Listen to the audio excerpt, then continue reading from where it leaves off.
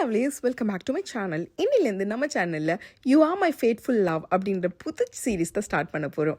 இந்த சீரீஸோட ஒன்லைனை பார்த்துலாமா? நம்ம ஹீரோயின் இதில் ஒரு நாவல் ரைட்டராக இருக்காங்க. அவங்களோட ஓன் எமோஷனை தான் ரெஃபரன்ஸாக வச்சுட்டு அவங்களோட கதையை ஒரு நாவலாக ஆன்லைனில் ரிலீஸ் பண்ணுறாங்க. ஆனால் இந்த நாவலுக்கு அகேன்ஸ்டாக நிறைய ரீடர்ஸ் வந்து ப்ரொட்டஸ்ட் பண்ணுறாங்க. இந்த நாவல் இந்த ரைட்டரோட கதையே கிடையாது, யாரோ ஒருத்தரோட கதையை தான் எடுத்து போடுறாங்க. அதனால நம்ம ஹீரோயின் ஒரு லாயரை அப்ரோச் பண்ணுறாங்க. அந்த லாயர் வேற யாருமே கிடையாது, நம்ம ஹீரோயினோட சைல்ட்ஹுட் கிரஷ் தான். அது மட்டும் இல்ல, அவங்க எழுதின நாவலோட மெயின் லீடே நம்ம ஹீரோவை பேஸ் பண்ணி தான். இப்படி இவங்க ரெண்டு பேரும் மீட் பண்ண பிறகு என்ன நடக்குது, அவங்களோட சைல்ட்ஹுட் கிரஷ் லவ்வா மாறிச்சா இல்லையா அப்படின்றத எமோஷனலாவோ கியூட்டாவோ ஆஃபீஸ் ரொமான்ஸோடய சொல்லியிருக்க கதை தான் இந்த சீரீஸ். வாங்க வீடியோக்குள்ள போகலாம். அதுக்கு முன்னாடி நீங்க யாராவது என்னோட சேனலுக்கு இன்னும் சப்ஸ்கிரைப் பண்ணாம பார்த்துட்டு இருக்கீங்கன்னா தயவு செஞ்சு சப்ஸ்கிரைப் பண்ணிட்டு கீழே இருக்க ஹை பட்டன் தட்டி விட்டீங்கன்னா என்னோட சேனல் நிறைய பேருக்கு ரீச் ஆகிறதுக்கு ரொம்பவே ஹெல்ப்ஃபுல்லா இருக்கும். ஓப்பனிங்லேயே நம்ம ஹீரோயினை தான் காமிக்கிறாங்க. ஏதோ ஒரு கண்ட்ரி சைட்ல இருக்க ஒரு வீட்டுக்குள்ளதான் போயிட்டு இருக்காங்க. அது அவங்க சின்ன வயசுல வாழ்ந்துட்டு இருந்த அவங்க அப்பா அம்மாவோட வீடு போல. அந்த வீட்டுல ஏதோ ஒரு மெமரி பாக்ஸ் மாதிரி இருக்கு, அதை எடுத்து ஓபன் பண்ணி பார்த்துட்டு இருக்காங்க. இப்போ அவங்க ஃப்ரெண்டு டக்குன்னு கால் பண்றாங்களா. அவங்க சொல்றாங்க, ஏய் ஒரு வருஷம் ஆகுதுடி நீ வேலையை விட்டுட்டு போயிட்டு, ஒரு நாவலிஸ்ட் ஆகணும்னு நினைக்கிறேன், இன்னுமா உனக்கு இன்ஸ்பிரேஷன் வரல, ஏதாவது ஒன்று பண்ணிடி அப்படின்ட்டு சொல்றாங்களா. ஓகே எடிட்டர், நான் கண்டிப்பா பண்றேன் அப்படின்ட்டு சொல்லிட்டு இருக்காங்க. வீடு வீடா சுத்திட்டு இருந்தா எப்படி உனக்கு இன்ஸ்பிரேஷன் வரும், ஏதாவது மேஜிக் நடக்குமா என்ன அப்படின்ட்டு சொல்லும் போது அவங்க எதிர்க்க ஒரு புக் வச்சு படிச்சுட்டு இருக்காங்களா. அந்த புக்ல இருக்க எல்லா பேஜும் டக்குன்னு மாறிட்டு ஒரு இடத்துல நிக்குது. அது என்னன்ட்டு பார்த்தா ஹீரோயினோட ஃபர்ஸ்ட் லவ் எப்போ மீட் பண்ண, எப்படி மீட் பண்ண அப்படின்னு சொல்லி ரொம்ப அழகா கவிதையா எழுதி வச்சிருக்காங்க. அதை தான் பாக்குறாங்க. அதை பார்த்த உடனே அவங்களுக்கு பல்பெரிய ஆரம்பிச்சிருச்சு. சொல்றாங்க, எனக்கு இன்ஸ்பிரேஷன் கிடைச்சிருச்சு, சைல்ட்ஹுட்ல இருந்த சீக்ரெட் கிரஷ் பத்தினது தான் கான்செப்ட் அப்படின்ட்டு சொல்றாங்க. அப்படியே பிளாஷ்பேக்கு போறாங்க. அது ஒரு நியூ இயர் ஈவினிங் இருக்க எல்லா ஸ்டூடெண்ட்ஸும் நியூ இயர் எதிர்பார்த்துட்டு நின்றுட்டு இருக்கும் போது ஹீரோயின் மட்டும் ஹீரோ எங்க இருக்காருன்னு தேடிட்டு இருக்காங்க. அவரை பார்த்த உடனே நல்ல தலையில அட்ஜஸ்ட் பண்ணிட்டு யாருக்கும் தெரியாத மாதிரி மெதுவா அவங்க பக்கத்துல போய் நிக்கிறாங்க. கரெக்டா நியூ இயரும் ஸ்டார்ட் ஆகுது. அப்ப பக்கத்துல இருந்த ஹீரோ வேற யாரும் நினைச்சிட்டு ஹீரோயினோட கையை பிடிக்கிறாங்களா. அப்ப ஹீரோயினுக்கு ஒரு மாதிரி ஆயிடுது. அவங்களும் திரும்பி பார்த்துட்டு இருக்காங்க ஹீரோவையே. அப்ப ஹீரோ திரும்பி பார்த்துட்டு, சாரி நான் தப்பான ஆளை பிடிச்சிட்டேன் அப்படின்ட்டு சொல்றாங்க. இததான் அவங்க கதையா எழுதிட்டு இருக்காங்க பிரசன்ட்ல. இப்படி கதையை எழுதிட்டு இருந்தவங்க டக்குன்னு ஸ்டாப் பண்ணிடுறாங்களா. அப்ப அவங்க ஃப்ரெண்டு சொன்னது ஞாபகம் வருது. ஏண்டி மறுபடியும் ஒன் சைடட் லவ் ஸ்டோரி பத்தி தான் நீ எழுத போறியா? உலகத்துல எல்லாரும் அவங்க வாழ்க்கையில ஒரு கஷ்டத்தை அனுபவிச்சுட்டு தான் இருக்காங்க, அவங்க படிக்கிற புக்கு இவ்வளவு கஷ்டமா இருக்கணுமா அப்படின்ட்டு அவங்க ஃப்ரெண்டு கேக்குறாங்களா. அதனால ஹீரோயின் சொல்றாங்க, ஆமாடி என்னோட வாழ்க்கையில இந்த மாதிரி சேட் எண்டிங் ஆல்ரெடி நான் அனுபவிச்சுட்டேன், அதனால இப்போ நான் அந்த டைம்ல என்னென்ன நடக்கணும்னு எதிர்பார்த்தனோ அதை தான் நான் ஃபிக்ஷன் ஸ்டோரியா எழுத போறேன் அப்படின்னு சொல்லியிருப்பாங்க. இதை இப்ப நினைச்சு பார்த்துட்டு ஹீரோயின் என்ன பண்றாங்கன்னா, அவங்க நாவல்ல எழுதிருப்பாங்கல்ல, சாரிங்க நான் தப்பான ஆளை பிடிச்சிட்டு அந்த லாஸ்ட் லைன் எழுதிருப்பாங்கல்ல. சோ அந்த லாஸ்ட் லைனை எழுதிட்டு கூடவே என்ன எழுதுறாங்கன்னா, இப்படி சொன்னதெல்லாம் போய் தான், அவன் மனசுல ஆல்ரெடி கிரஷ் இருந்துச்சு, சும்மா அதை கவர் பண்றதுக்காக தான் ராங் பர்சன் அப்படின்னு சொல்லிட்டான் அப்படின்ற மாதிரி ஹீரோக்கும் சீக்ரெட் கிரஷ் இருந்துச்சு ஹீரோயின் மேல அப்படின்ட்டு சொல்லி தான் கதையை மூவ் பண்றாங்க. இப்படியே ஓரளவுக்கு அவுட்லைன் எல்லாம் முடிச்சுட்டு அந்த அவுட்லைன் எடுத்துட்டு வந்துட்டு அவங்களோட ஃப்ரெண்டான எடிட்டர் கிட்ட கொடுக்குறாங்க. அவ்வளவு படிச்சு பார்த்துட்டு, வாவ் சூப்பரா இருக்கு, நீ ரொம்ப அழகா எழுதிருக்க, இது உன்னோட ஹிட் ஆக போகுது அப்படின்ட்டு சொல்றாங்க. அப்ப ஹீரோயினுக்கு ஒரு கால் வருது. அந்த கால்ல அவங்க அம்மா தான் பேசுறாங்க. இன்னைக்கு உனக்கு பிளைண்ட் டேட் இருக்கு, மறக்காம போயிடு அப்படி சொல்றாங்களா. சரிம்மா நான் போறேன் அப்படி சொல்லிட்டு போன் கட் பண்றாங்க. என்னடி இப்போ பிளைண்ட் டேட்டுக்கு அரேஞ்ச் பண்ணிருக்காங்களா, எப்போதான் இது நிறுத்த போறாங்கன்னு தெரியலன்ட்டு அவங்க ஃப்ரெண்டு கலாச்சிட்டு இருக்காங்க. அது மட்டும் இல்லாம அவங்க போன்ல ஒரு ரிங்டோன் இருக்கு போல.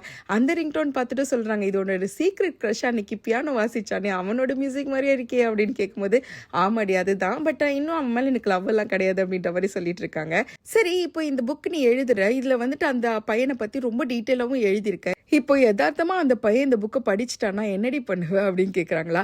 யாரு அவன்? ஸ்கூல் டாப்பரா, அவனுக்குலாம் டைம் இருக்காது, அவன் எங்கேயாவது ஏதோ பெருசா சாதிச்சுட்டு இருப்பான் அப்படின்ட்டு சொல்றாங்க. இப்படியே தான் நம்ம ஹீரோவையும் காமிக்கிறாங்க. நம்ம ஹீரோ ஒரு பெரிய ஆர்கனைசேஷன்ல லாயரா இருக்காரு போல, டாப் ரேட்டட் லாயர். இப்படிதான் இவங்க நடந்து போயிட்டு இருக்கும் போது ஆப்போசிட்ல இன்னொருத்தர் இருக்கிறான், அவனும் ஒரு லாயர் தான். அவனுக்கு ஒரு கேஸ் நடந்துட்டு இருக்கு. அவங்க கிளைண்ட் இவன் ஹேண்டில் பண்ண விதத்தினால ரொம்பவே அப்செட்டா இருக்கிறாங்க. அப்ப இவர் டக்குன்னு என்னங்க நடந்துச்சு அப்படின்ட்டு கேட்கறாங்களா. அவங்க சொல்றாங்க, எங்க வீட்டுல ரெண்டுக்கு கொஞ்சம் பேர் இருந்தாங்க, அதுக்கப்புறம் லீஸ் முடிஞ்ச பேரை கூட அவங்க தங்கிட்டு வாடகை கொடுக்காம இருந்தாங்க, இதுதான் கேஸா ஃபைல் பண்ணா கடைசியில நான் தான் உள்ள அத்துமீறி போயிட்டேன் அப்படி சொல்லி என் மேலே கேஸ் போட்டு இப்ப நான் தான் அவங்களுக்கு காசு கட்டணும்னு சொல்லிட்டு இருக்காங்க அப்படின்னு சொல்றாங்களா. அப்ப அவர் டக்குன்னு ஸ்மார்ட்டா ஒரு கேள்வி கேட்கறாங்க, நீங்க லீஸ் முடிஞ்ச பிறகும் அவங்க அந்த வீட்டுல தங்கிட்டு இருக்காங்க உங்களுக்கு தெரியுமா அப்படின்றாங்களா.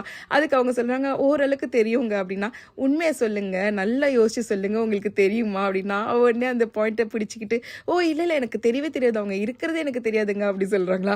அதுக்கு அவர் சொல்றாரு, அப்படின்னா இது இல்லீகல்ங்க, சோ நீ இப்ப கேஸ் உங்க பக்கம் தான் ஸ்ட்ராங் அப்படின்னு சொல்லிட்டு அந்த கிளையண்ட்டுக்கு ஒரு கான்பிடென்ட் வர மாதிரி சொல்றாங்க.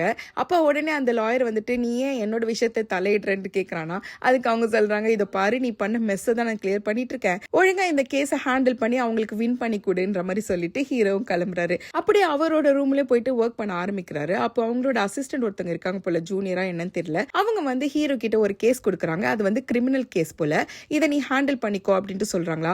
அதுக்கு ஹீரோ சொல்றாரு, ஸ்ட்ரிக்டா நான் கிரிமினல் கேஸ் ஹேண்டில் பண்ண மாட்டேன்னு உனக்கு தெரியும்ல, ஏன் நீ இதை எடுத்துட்டு வந்து என்கிட்ட கொடுக்குறேன்னு கேட்கும்போது, ஐயோ அந்த இஷ்யூ நடந்து ரொம்ப நாள் ஆச்சு, நீ ஏன் இன்னமும் அதே பிடிச்சிட்டு இருக்க அப்படின்னு கேட்குறாங்க.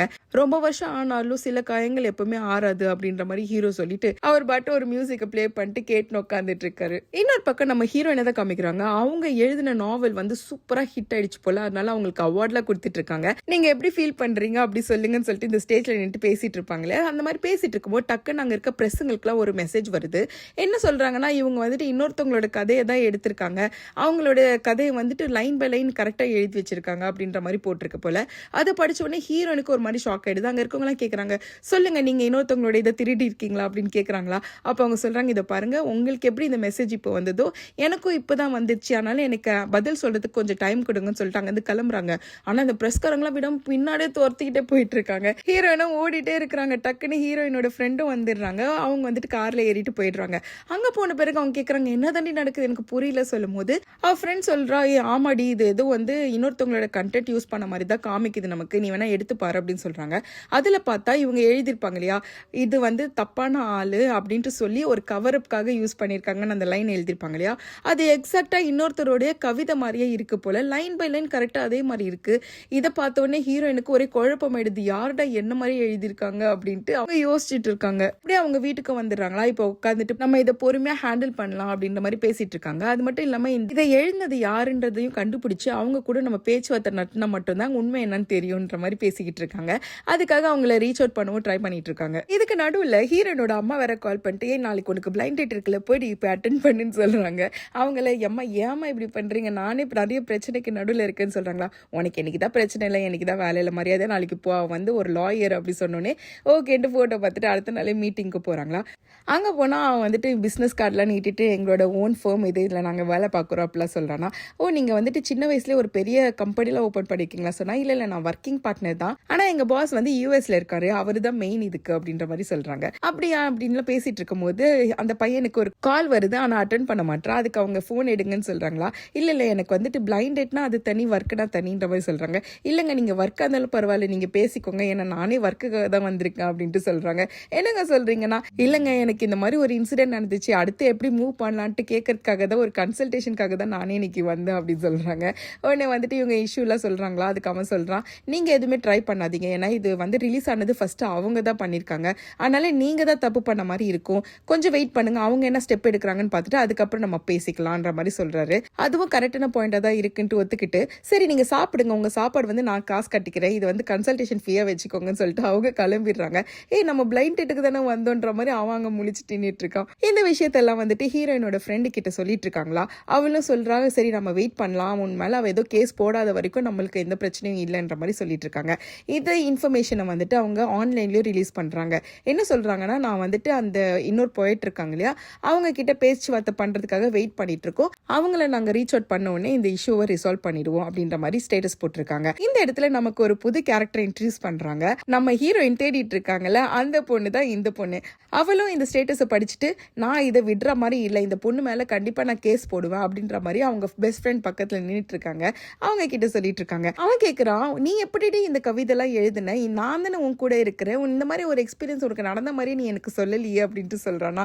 அதுக்கு அவ சொல்கிறா, ஒரு நாள் நான் எங்கள் அண்ணாவோட ரூமுக்கு போயிருந்தேன், அவனோட ஃபோன் அங்கே இருந்துச்சு, ஸோ நான் அதை செக் பண்ணும்போது அவன் தான் இதெல்லாம் வந்துட்டு நோட்ஸை தனியாக வச்சிருக்கான் அவன் ஃபோன்லன்னு சொன்ன பிறகு இப்போதான் நம்மளுக்கே தெரியுது நம்ம ஹீரோவோட தங்கச்சி தான் இவங்க அப்படின்ட்டு.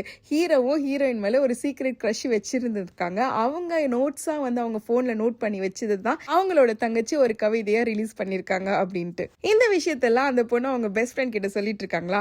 அவன் சொல்கிறான், நீ சொல்கிற மாதிரி இது உங்கள் அண்ணாவோட கதைன்னா, ஆனால் அந்த பொண்ணும் சொல்லுது இல்லையா அது அவளோட கதைன்ட்டு. அப்போ ரெண்டுத்தையும் கூட்டி கழிச்சு பார்த்தா இவங்க ரெண்டு பேரும் ஏன் அவங்களுடைய சீக்ரெட் க்ரஷ்ஷாக இருக்கக்கூடாது அப்படின்னு கேட்ட உடனே அந்த பொண்ணுக்கும் இப்போதான் பல்ப் எரியுது. ஆமா இல்லை, நீ செம்ம ஆளுடா அப்படின்ட்டு சொல்லி அவனை அப்ரிஷியேட் பண்ணிட்டு இருக்காங்க. அது மட்டும் இல்லாமல், நீ நினச்சா எனக்காக இந்த இன்ஃபர்மேஷனை வாங்கி தர முடியும் ப்ளீஸ்ல, என் செல்லுன்னு கொஞ்சிட்டு இருக்காங்களா. அதுக்கு அவன் சொல்கிறான், சரி ஓகே எனக்கு எனக்கு 3 மாசத்துக்கான மேக்ஸ் ஹோம்வொர்க் நீ பண்ணி கொடு, அப்ப நான் உனக்கான டீடைல்ஸ்லாம் தேடி தரேன் அப்படி சொல்றாங்களா. இல்லடா 1 மாசம் வச்சுக்கலாமா அப்படின்னு கேட்டா, சரி ஓகே என்ன டீடைல்ஸ் வேணும் அப்படின்ட்டு கேட்கறான். அதுக்கு அந்த பொண்ணு சொல்றான், இந்த கதையை எழுதின அந்த நாவல் ரைட்டர் யாரு நீ கண்டுபிடிக்கணும், அவ சின்ன வயசுல எந்த ஸ்கூல்ல எல்லாம் படிச்சான்றது நீ கண்டுபிடிக்கணும் சொல்லி கேட்கறாங்க.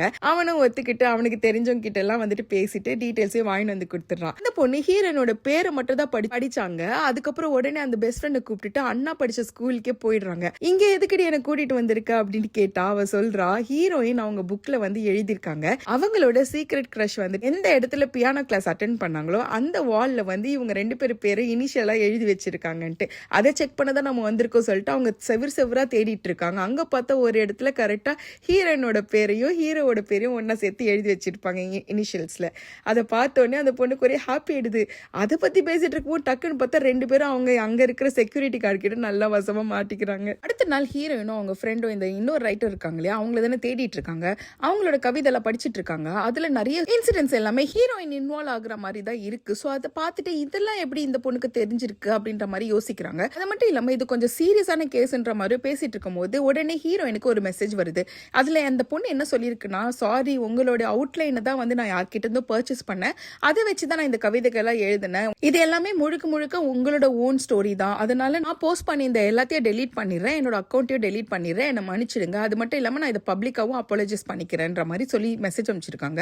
அவங்க யோசிக்கிறாங்க, இது அவுட்லைன் வாங்கினாங்கன்னா அப்ப நம்ம பென்ட்ரைவ் தான் மிஸ் ஆயிருக்குமோ, யாராவது எடுத்திருப்பாங்களோன்ற மாதிரி யோசிச்சுட்டு அந்த கேஃபே இருக்கும் இல்லையா இவங்க டிஸ்கஸ் பண்ணிருப்பாங்களே அந்த கேஃபேக்கெல்லாம் போய் தேடுறாங்க. பென்ட்ரைவ் எங்கேயாவது மிஸ் ஆயிருக்கலாம் பாக்குறாங்க, அதெல்லாம் எதுவுமே கிடையாது. அதனால அவங்களும் சரி இந்த பொண்ணு தான் பப்ளிக்கா அப்பாலஜைஸ் பண்ற சொல்றாங்க, அதனால நம்ம விட்டுறலாம்னு சொல்லி விட்டுறாங்க. அதே மாதிரி அந்த பொண்ணு வந்து அப்பாலஜைஸ் போட்டுறாங்க. ஆனா இது டவுட் தான் ஹீரோயினுக்கு. அதனால அவங்க என்ன கேக்குறாங்கன்னா, இது யார் உங்ககிட்ட வித்தாங்க அதை எங்களுக்கு சொல்லுங்க அப்படின்னு சொல்றாங்களா. உடனே அந்த பொண்ணு அவங்க ஃப்ரெண்டு கிட்ட சொல்றா, ஏய் நீ சொன்ன மாதிரி நான் சொன்னேன் பாருடா, அவங்க இப்ப யாரு கிட்ட வாங்கினீங்களாம் கேக்குறாங்க, எப்பரா நான் எஸ்கேப் ஆகுறதுன்னு கேக்குறாங்களா. அதுக்கு உடனே அந்த பையன் சொல்றான், நீ வேணா என் அண்ணா தான் உங்க மேல கிரஷ் வச்சிருந்தான், அவனோட கதை தான் இதுன்னு நீ உண்மையை சொல்லிடு அப்படின்னு சொன்னா, ஐயோ இது மட்டும் என் அண்ணனுக்கு தெரிஞ்சதுன்னா நான் செத்தேன் அப்படி சொல்லும் போது அந்த பையன் சொல்றான், உங்க அண்ணா தான் ஒரு லாயர் ஆச்சு, அவர் உனக்கு கொலைலாம் பண்ண மாட்டாரு அப்படின்னு சொன்னா, கொலை பண்ண மாட்டான் ஆனா எனக்கு தர வேண்டிய பாக்கெட் மணி தராம விட்டுருவான், அதுக்கு கொலைக்கு சம்மம் தானே அப்படி சொல்றான். ஆமா கரெக்ட் தான். ஆனா எனக்கு இன்னொரு டவுட் கூட இருக்கு, எங்க அண்ணாக்கு இன்னும் அந்த பொண்ணு மேல லவ் இருந்து பொண்ணை இத்தனை வருஷம் கழிச்சு அவனுக்காக நான் சேர்த்து வைக்க போறேன், நான் வந்து மேட்ச் மேக்கரா இருந்தேன்னா அவன் என்னை எப்படி அப்ரிஷியேட் பண்ணுவான் அப்படின்ட்டு கேட்டா, எது உங்க அண்ணன் 10 வருஷத்துக்கு முன்னாடி இருந்த சைல்ட்ஹுட் கிரஷ்காக அவன் இன்னும் காத்துட்டு இருக்கானா, அதெல்லாம் நடக்கிற காரியம் கிடையாதுன்ட்டு அந்த பையன் சொல்றான். அதுவும் கரெக்ட் தான் சொல்லிட்டு இந்த பொண்ணு சோகமா உட்காந்துட்டு இருக்கா. கூடவே அந்த அப்பாலஜிஸ் போஸ்ட் போட்டுறான். ஆனா இதுக்கப்புறம் தான் ரீடர்ஸ் வந்து இன்னும் கொந்தளிக்க ஆரம்பிச்சிடுறாங்க. நம்ம ஹீரோயினோட பென் நேம் வந்து லில்லி போல. ஸோ லில்லி வந்துட்டு இந்த சின்ன ரைட்டரை வந்துட்டு விலை கொடுத்து வாங்கிட்டா, அதனால தான் அந்த பொண்ணு வந்து அப்பாலஜிஸ் போட்டிருக்கா. இந்த மாதிரி ஆளுங்கெல்லாம் நம்மளோட இண்டஸ்ட்ரிக்கே வந்துட்டு ஒரு பாய்சன் மாதிரி, அதனால இவளை பேன் பண்ணிடுங்க லில்லியா அப்படின்ட்டு ரீடர்ஸ் எல்லாரும் ட்வீட் பண்ண ஆரம்பிச்சிடுறாங்க. இதையும் வந்துட்டு ஹீரோயினும் அவங்க ஃப்ரெண்டும் பார்த்துட்டு இருக்காங்க. அவங்க ஃப்ரெண்ட் என்ன சொல்றாங்கன்னா, ஒருவேளை இது நமக்கு நல்லா தெரிஞ்சா உனக்கு அகேன்ஸ்டா இருக்க ஏதாவது ஒரு பொண்ணு தான் பண்ணிருப்பா, ஏன்னுட்டு உன்னை இந்த இண்டஸ்ட்ரியில இருந்து உன்னை அனுப்புறதுக்காக தான் இந்த மாதிரிலாம் பண்ணிட்டு இருக்காங்க நினைக்கிறேன், இதுக்கான சீரியஸ் ஆக்ஷன் நம்ம எடுத்தே ஆகணும்ன்ற மாதிரி சொல்றாங்க. அதுக்கு நம்ம ஹீரோயினும் சொல்றாங்க, கண்டிப்பா இது வந்துட்டு லீகலா தான் ஏதாவது ஒரு ஆக்ஷன் எடுக்கணும், அதனால தான் அந்த பிளைண்ட் டேட்டுக்கு வந்தால ஒரு பையன் அவனை வந்து நாளைக்கு ஆஃபீஸ்ல நான் மீட் பண்ண போறேன் அப்படின்ட்டு சொல்றாங்க. அதே மாதிரி அடுத்த நாளும் கிளம்பி போயிடுறாங்க. அங்க போனா அங்க இருக்க கேலண்டர்ல டேட் பாக்குறாங்களா, அது வந்து செப்டம்பர் 9 காமிக்குது. அந்த நாள் தான் ஹீரோயின் ஃபர்ஸ்ட் ஹீரோவை பார்த்திருப்பாங்க. அங்க ஏதோ ஒரு டிபேட் நடந்துட்டு இருக்கு போல, அங்க வந்து பெஸ்ட் ஸ்பீக்கர்ட்டு ஹீரோக்கு வர கொடுத்திருக்காங்க. அவர் நிறைய இந்த இம்ப்ரெசிவ் கோட்ஸ் எல்லாம் வர சொல்லிட்டு இருக்காங்களா, அதை பார்த்து மெய் மறந்து ஹீரோயின் பார்த்துட்டு இருக்காங்க. அதெல்லாம் ஹீரோயினுக்கு ஞாபகமா வந்துட்டு போயிட்டு இருக்கு. அந்த டைம்ல ஹீரோயினோட பிளைண்ட் டேட் இருந்தாலே அவனும் வந்துடுறான். அவன் வந்துட்டு வாங்க உள்ள போலாம் சொல்லி கூட்டிட்டு போறான். அவன் சொல்றான், உங்களுக்கு நான் சொல்லியிருந்தேன் இல்லையா சீனியர் ஒருத்தர் இருக்காரு, அவர் வந்துட்டு எங்க பாஸ் யூஎஸ்ல இருக்காருன்ட்டு, அவர் இப்ப இங்க வந்திருக்காரு, உங்க கேஸை பத்தி படிச்சாரு இன்ட்ரெஸ்டோட, சரி நான் இதை ஹேண்டில் பண்றேன்னு சொன்னாரு, உங்களுக்கு ஓகேயா அப்படின்னு கேட்கறாங்க. எனக்கு ஓகே தாங்க, இன்னொரு எக்ஸ்ட்ரா அட்வைஸ் கொடுத்தா எனக்கு நல்லது தானே அப்படின்னு சொல்லிட்டு இப்படி 2 பேரும் அந்த ரூம்குள்ள என்டர் ஆகுறாங்களா. அங்க போனா ஹீரோயினுக்கு ஷாக்கு தான். ஏன்னா அங்க இருக்கிறது நம்ம ஹீரோயினோட சைல்ட்ஹுட் கிரஷ். அவ்வளவுதான், ஹீரோயினுக்கு வேர்த்து விறுவிறுன்னு ஆயிடுது. கையில இருக்கிறது எல்லாத்தையும் கீழே போட்டுடுறாங்க. அப்படியே ஹீரோவை ஷாக்கா பார்த்துட்டு இருக்காங்களா. இந்த சீனோட தான் இந்த எபிசோடு முடிக்கிறாங்க. வெயிட் இப்போ ஒரு சைட் ஸ்டோரி வேற இருக்கு. இது வரைக்கும் நம்ம ஹீரோயினோட பெர்ஸ்பெக்டிவ்ல தானே பார்த்துட்டு இருந்தோம். ஒரு சீன் மட்டும் ஹீரோ பெர்ஸ்பெக்டிவ்ல காமிக்கிறாங்க. இன்னைக்கு ஹீரோயின் நியூ இயர் ஈவினிங் அன்னைக்கு ஹீரோவை தேடிட்டு இருந்திருப்பாங்க இல்லையா, அதே மாதிரி தான் ஹீரோயினை தேடிட்டு இருந்திருப்பாங்க. ஒரு இடத்துல அவங்கள ஸ்பாட் பண்ண உடனே சரி நம்ம போய் அங்க நிக்கலாம் சொல்லி ஒரு இடத்துல நின்றுட்டு இருந்திருப்பாங்க. அந்த டைம்ல தான் இந்த கவுண்ட் டவுனும் ஸ்டார்ட் ஆயிருக்கும். ஹீரோயினும் பக்கத்துல வந்திருப்பாங்க. ஹீரோயினோட கையை பிடிச்சிருப்பாங்க இல்லையா. சோ அந்த சீனை காமிச்சுதான் நம்ம நமக்கு இந்த எபிசோட ஸ்வீட்டாக முடிக்கிறாங்க. இது ஆன்கோயிங் ட்ராமா, அதனால எபிசோட்ஸ் ரிலீஸ் ஆக அடுத்த நாளே உங்களுக்கு வீடியோ வந்து சேரும். இந்த வீடியோஸை தொடர்ந்து நீங்கள் பார்க்கறதுக்கு என்னோட சேனலை மறக்காமல் சப்ஸ்கிரைப் பண்ணிக்கோங்க. இந்த வீடியோ உங்களுக்கு பிடிச்சிருந்தா லைக் போட்டுக்கோங்க. தேங்க்ஸ் ஃபார் வாட்சிங். நம்ம நெக்ஸ்ட் வீடியோவில் பார்க்கலாம்.